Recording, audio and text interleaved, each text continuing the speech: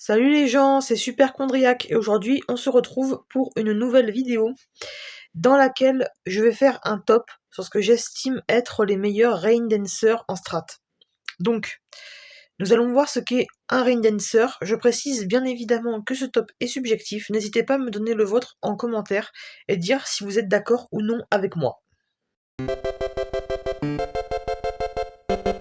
Un Rain Dancer est un Pokémon en stratégie qui a comme principal rôle, voire même comme unique rôle, d'utiliser l'attaque Danse Pluie à des fins plus ou moins définies par le joueur en question.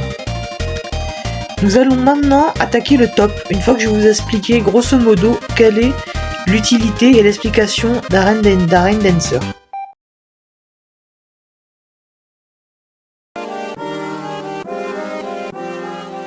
Le premier Pokémon que je présente dans ce top est Bekipan, Pelipper, pour ceux qui utilisent comme moi la version anglaise de Showdown. Je l'ai mis dans le top car il possède le talent Crachin, qui est un talent plutôt rare, utilisé naturellement par deux Pokémon. Mais je l'ai également mis car évidemment il peut apprendre l'attaque Danse Pluie par CT, ce qui peut également être utilisé comme rôle, mais Crachin reste plus pratique. Un exemple très clair, et d'ailleurs le plus simple, c'est de l'utiliser dans une team Rain.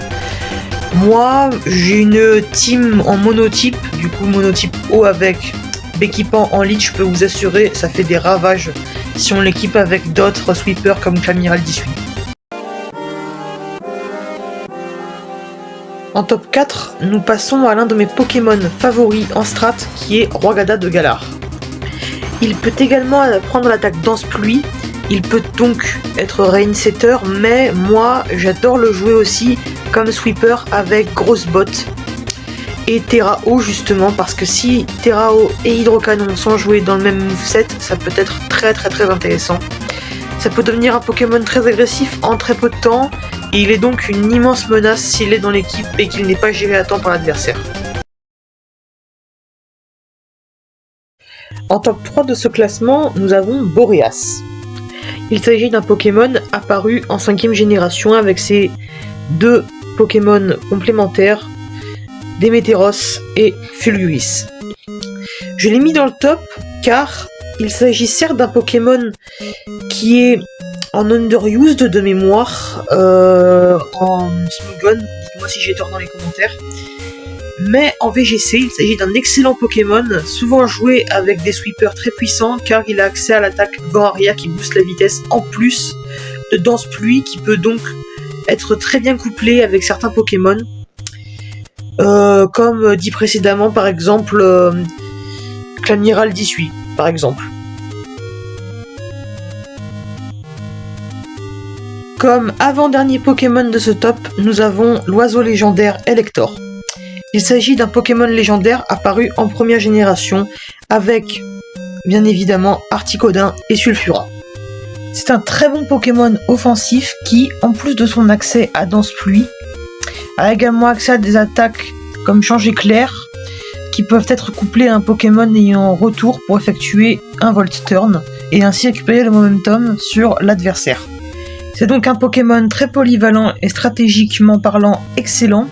La preuve, il est joué en overused sur Pokémon Showdown.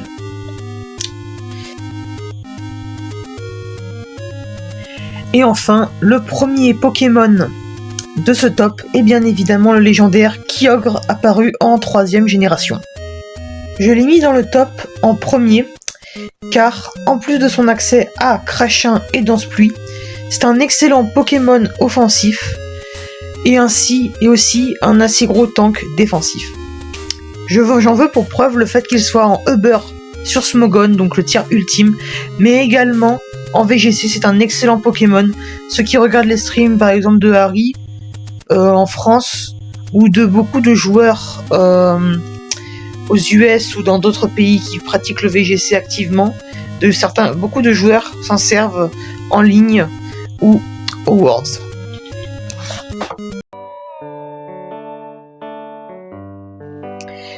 Nous sommes à la conclusion. Merci à tous d'avoir suivi cette vidéo. N'hésitez pas à liker, commenter et partager. Sachez que je n'avais pas fait attention que sur les extraits que j'avais pris pour certains Pokés, il y avait un texte écrit dessus, des mots écrits dessus.